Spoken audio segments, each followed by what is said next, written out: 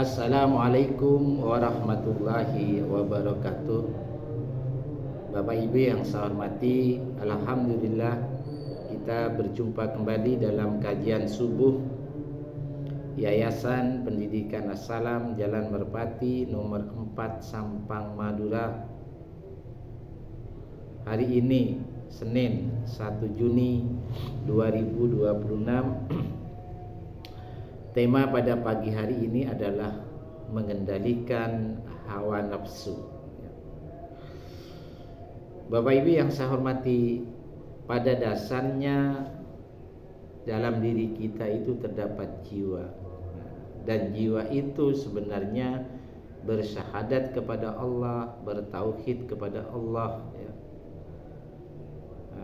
Dan jiwa ini bersyahadatnya tidak hanya ketika ada di dalam jasad manusia, tetapi ketika sebelum ada di dalam jasad manusia, jiwa kita sudah menyatakan bersyahadat atau bertauhid kepada Allah. Nah, ketika jiwa itu masuk ke dalam jasad manusia, maka jiwa ini banyak tantangan, banyak hambatan. Salah satu yang menghambat kerja jiwa itu adalah hawa nafsu. Makanya Bapak Ibu, kita di dalam kehidupan sehari-hari kita menjumpai banyak, ada orang yang akhlaknya baik, ada orang yang akhlaknya buruk, ya. Ada orang yang istilahnya sangat dekat dengan Allah, tapi juga ada orang yang jauh dari Allah. Bapak Ibu yang saya hormati, hawa nafsu itu adalah emosional kuat dari dalam diri manusia yang dapat mempengaruhi pada kebaikan atau keburukan, tergantung bagaimana kita mengendalikan. Jadi di sini fungsinya jiwa adalah tetap mengendalikan hawa nafsu.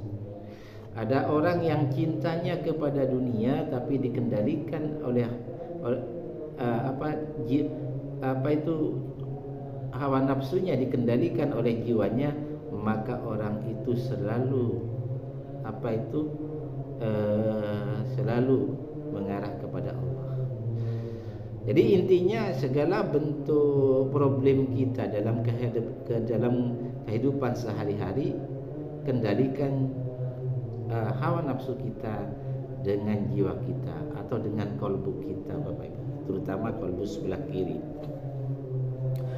Bapak Ibu yang saya hormati, dalam kehidupan sehari-hari hawa nafsu itu bisa mencakup keinginan seksual, kekuasaan, harta benda yang sifatnya duniawi, atau hal-hal lainnya. Ketika seseorang itu ada keinginan seksual, lalu berhubungan layaknya suami istri, dan itu dilakukan oleh yang bukan suami istri, maka itu tandanya orang itu dikendalikan oleh hawa nafsunya. Tetapi manakala kita menyalurkan seksual itu dengan pasangan yang sah suami istri, berarti jiwa sudah mengendalikan hawa nafsunya. Ketika kita diberikan jabatan oleh Allah, ya, lalu jabatan itu dipergunakan untuk kepentingan pribadi, lalu merugikan orang lain, merugikan masyarakat banyak, bahkan kita berbuat zalim, maka pada saat itu sebenarnya kita itu sudah dikendalikan oleh hawa nafsunya, dan peran daripada jiwa itu sangat lemah, bahkan tidak ada. Ketika kita diberikan di dalam mencari harta benda, ya, kepentingan kehidupan sehari-hari, lalu dilakukan dengan jalan tidak halal, merampok, mencuri, mendolimi orang lain, ya, dengan cara-cara yang tidak halal, maka sebenarnya pada saat itu kita dikendalikan oleh hawa nafsunya dan jiwa tidak berfungsi pada saat itu. Bapak Ibu yang saya hormati,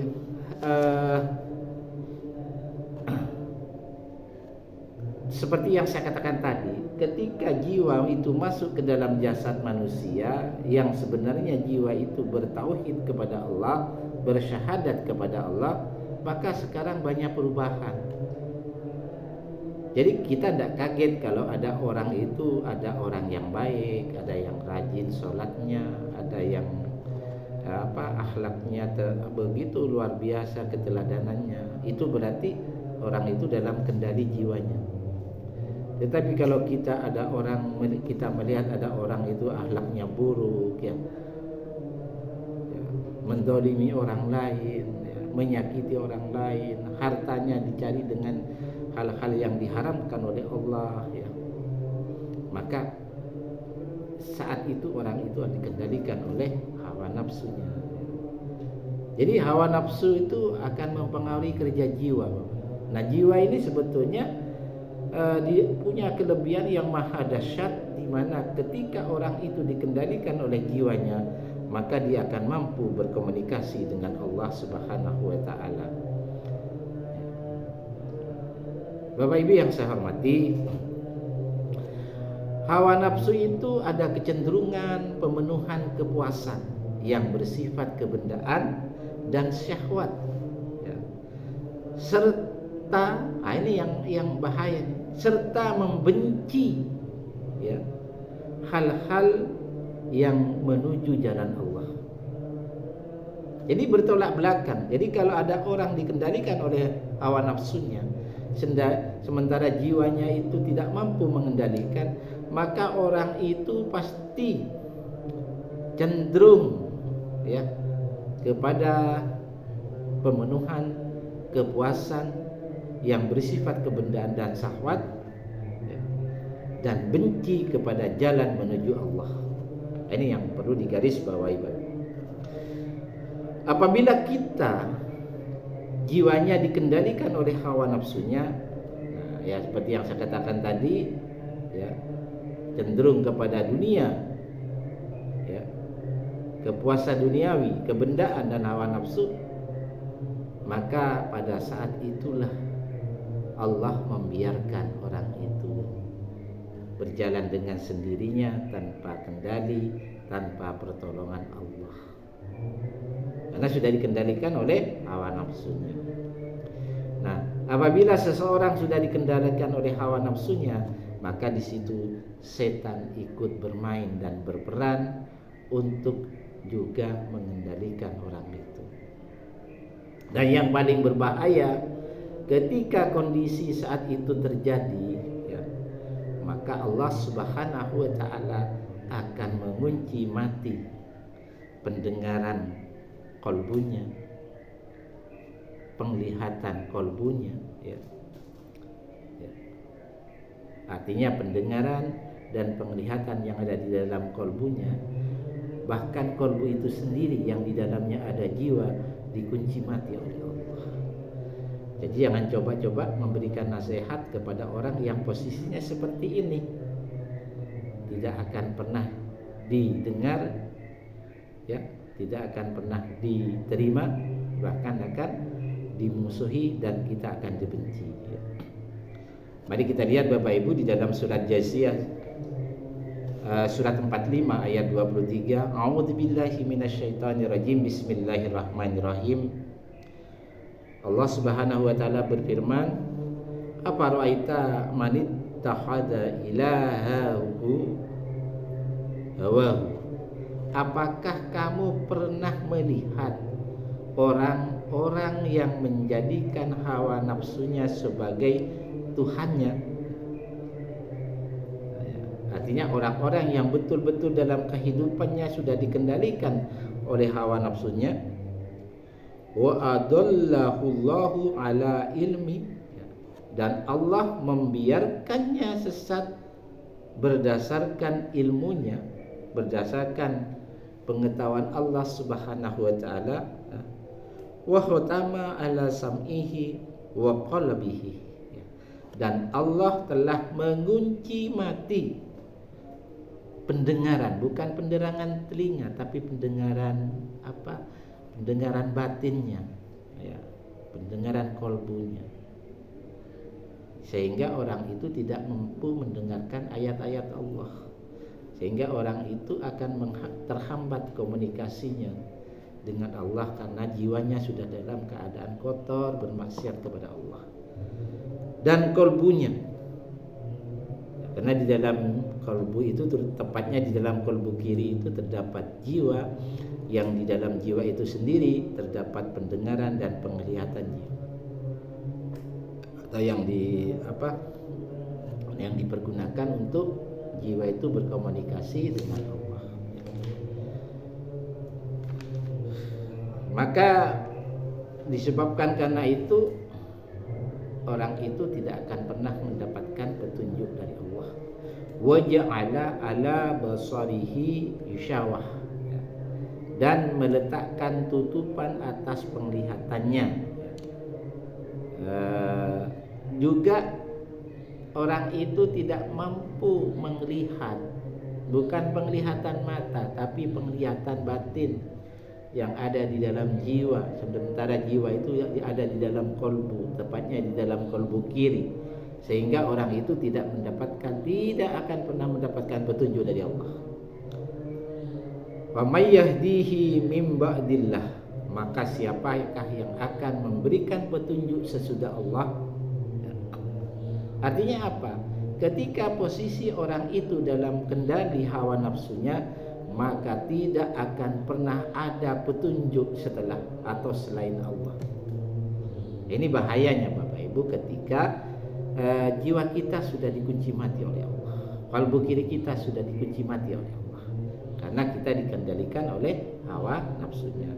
Afala tadakkarun, maka mengapa kalian tidak mengambil pelajaran? Jadi mengapa kita tidak menjadi seorang yang ulul albab? Ulul albab itu orang-orang yang instrumen dalam diri kita itu dikendalikan oleh qalbu kiri, yang di dalamnya ada jiwa, dan di dalam jiwa itu ada di dalam qalbu kiri itu ada akal. Nah, akal itu, orang yang berakal itu disebut dengan ulul albab. Artinya apa ulul albab itu? Orang yang ngambil pelajaran dari setiap peristiwa, lalu semakin mendekatkan diri kepada Allah Subhanahu wa taala. Bapak Ibu yang saya hormati, oleh sebab itu dalam kehidupan sehari-hari maka yang perlu kita perhatikan adalah, yang pertama, kita banyak mengingat Allah, berzikir kepada Allah. Ya, dengan demikian maka kita berusaha jiwa kita ini pulih, kemudian kerjanya menjadi maksimal. Kemudian untuk meningkatkan kinerja daripada jiwa kita, maka banyaklah beristiqomah di dalam beribadah, terutama sholat 5 waktu, sholat malam, sholat duha, atau ibadah-ibadah yang lainnya, sehingga semakin kita istiqomah kepada Allah di dalam beribadah, maka jiwa kita itu semakin rutin mengadakan komunikasi dengan Allah Subhanahu wa taala. Ketika jiwa itu semakin rutin mengadakan komunikasi dengan Allah Subhanahu wa taala, maka rahmat Allah itu akan turun dalam diri kita. Apa rahmat Allah? Apa yang dimaksud rahmat Allah itu? Rahmat Allah itu adalah cahaya Allah yang di dalamnya ada petunjuk, karunia, kasih sayang Allah, ya. Dan dapat dipastikan orang yang mendapatkan cahaya Allah itu orangnya selalu berada di dalam jalan yang lurus, karena di situ pada saat itu Allah akan mengambil alih langkah-langkah orang itu supaya selalu mendapatkan ridho Allah. Mudah-mudahan ini menjadi renungan bersama Bapak Ibu. Semoga kita itu adalah orang-orang yang selalu dikendalikan oleh jiwa kita, dan kalau hawa nafsu kita harus kita kendalikan, ya, dengan jiwa kita.